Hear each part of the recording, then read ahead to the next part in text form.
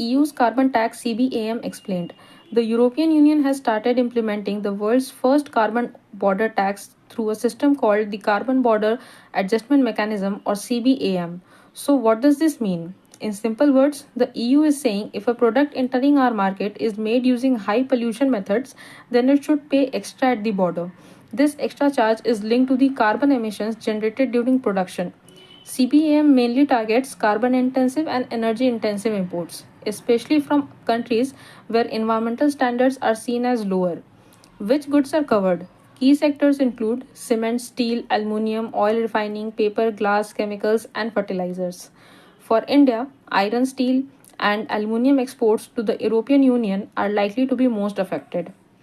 The European Union argues that CBAM only extends the same climate rules that European industries already follow. So, why is this controversial? Developing countries raise three major concerns. First, export impact. CBAM can reduce market access for poorer countries that cannot easily afford cleaner technology. Second, climate justice. CBAM is seen as a conflicting with the principle of common but differentiated responsibilities or CBDR, which says richer countries should carry a greater burden because of historical emissions and higher capacity. Third, trade rules. These are concerns that CBM may act like trade barrier and conflict with WTO principles. The UN Conference on Trade and Development or UNCTAD also has warned the CBM may hurt development prospects while delivering limited climate benefits. Now, India's challenge.